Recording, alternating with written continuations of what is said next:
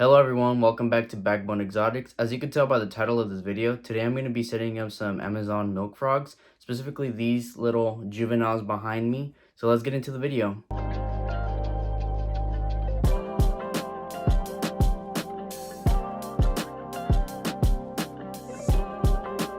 So first, let's get some background information. This is their current setup, and as you can tell, this is actually a perfect husbandry. As you can tell, they have a lot of spots where they can perch on. They have a very enriched life. They have some real plants inside of here.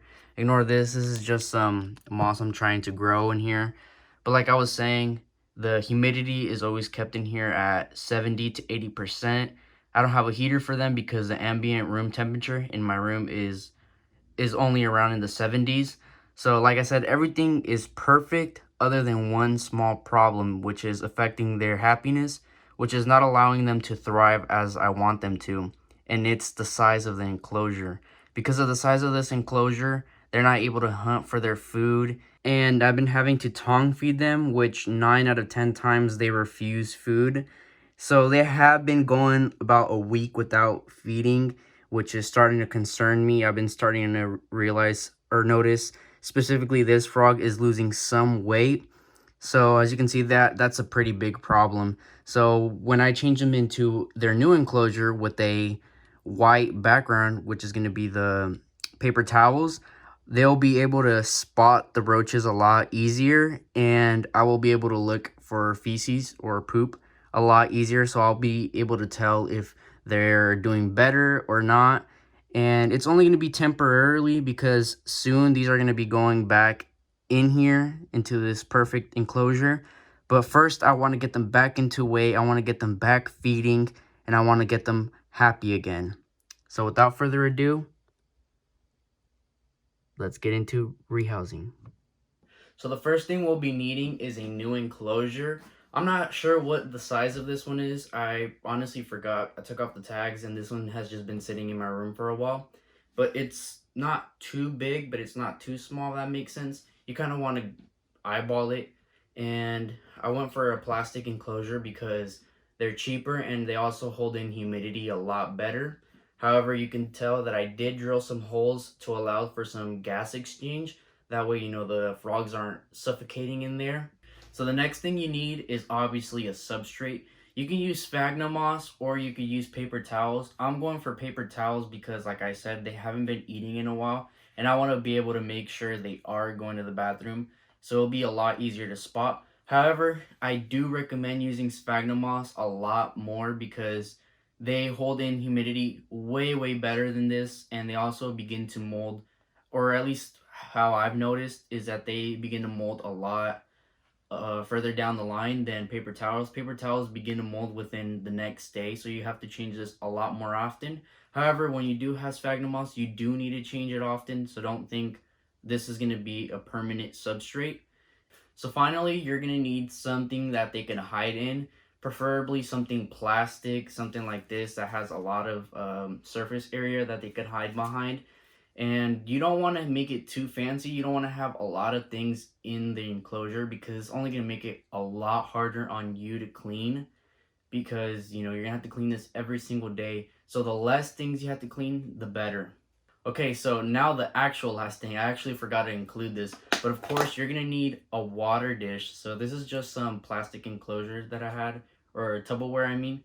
But this works perfect for a little swimming area. And that way both the frogs can fit in there. If you only have one frog, maybe you can go with something smaller. And if you have more, obviously something bigger. But without further ado, let's make it look pretty and let's get them in their new house. Okay, so now that you got all your stuff ready, the first thing we're going to do is put our substrate down. And if you're using a paper towel, you only want maybe 1 or 2 layers, like you fold it back only once. And if you're using sphagnum moss, you want to use that to your advantage because it holds humidity a lot better. So you're going to want around 1 inch to 2 inches of just sphagnum moss on the bottom. So like I said, now I'm going to measure it.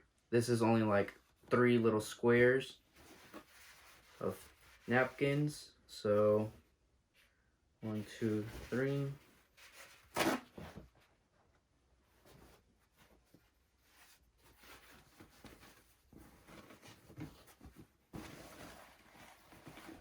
bottom. Like that. Okay, now that that's ready, we're gonna put our little foliage, our little hiding spots for them. And because this has a very nice like long stick, I could actually just stab this inside one of the holes that I made for ventilation. Let's just fluff it up a little bit, getting it to open up more. And then you're just gonna want to put your water dish in there. And it really is just that simple. Don't forget to treat your water with ReptiSafe or with anything else that kills the chlorine or lead, whatever can be inside your water. Especially, it's very important with frogs because they're very permeable. So that basically means they absorb a lot of stuff through their skin. In fact, most frogs actually breathe through their skin. And now that we've got that water set up, maybe that's a little bit too much. I'm going to have to pour a little bit out. But now I'm going to go grab the frogs, put them in here, and then I'm just going to throw a bunch of feeders in here. And hopefully they'll start eating them. So these are my two babies. This one is Pluto and this other one is Neptune.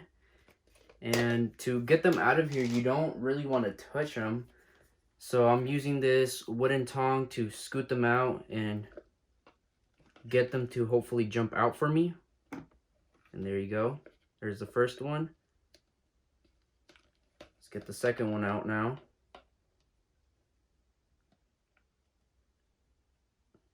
And there you go, just like that. Now the last thing we want to do is mist down their enclosure to start getting some humidity in there for them.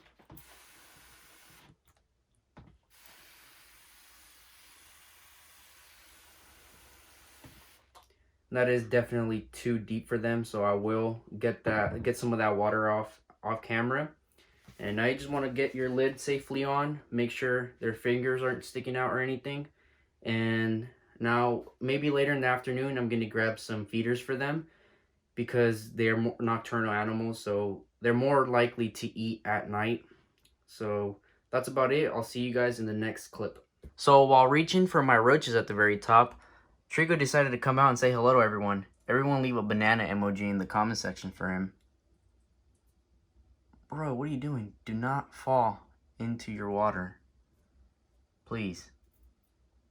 Okay, so now that it's nighttime, I brought their food down. And I'm going to be using this container to catch the roaches. And then I'm going to just toss them into their enclosure.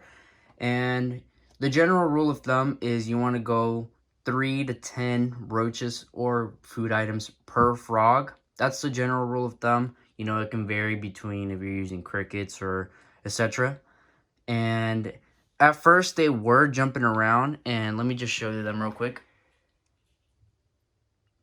So at first they were jumping around and, you know, kind of uneasy. They weren't used to their surroundings. But now they have seemed to settled in, which is good. That makes me think that they're going to be acclimated to eat. But without further ado, let's get some roaches in here. I'm going to do it off camera because it's going to be tricky doing it with one hand. But this is my roach bin right here. Can't actually see anything on top, but you flip it over. There's the roaches. Okay, so here are the roaches. I put exactly 8 in here, and this is very important. You always want to mark down how many roaches are going into your enclosure. That way, if you ever see some, you can count how much is left, and that's how you know how many your frogs actually ate. So I'm just gonna move this to the side right here and open up my lid. I gotta be careful because I did notice there was one in between like the little ledge that's right here. I'm not sure if it's on this side or that side, so just gonna be very, very careful with them. See, like I said, it's right there. So I'm just gonna toss this to the side and bring along with me my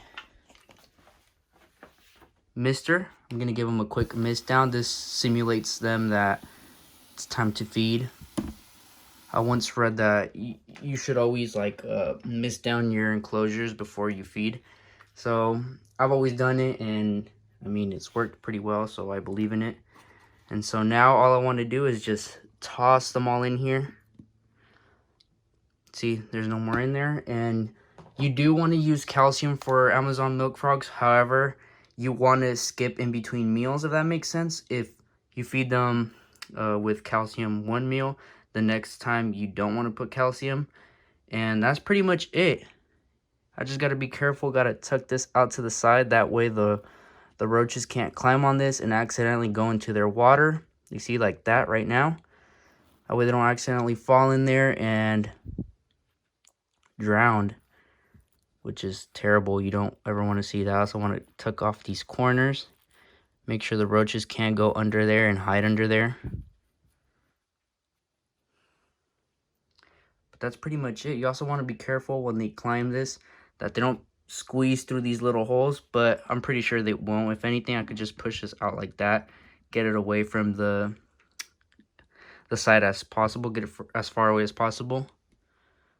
But that's pretty much it. I'll keep you guys updated. You can check out my frogs and see how they're doing. Check up on them on my Instagram at BackBoneExotics. But that's pretty much it. I'll see you guys next time.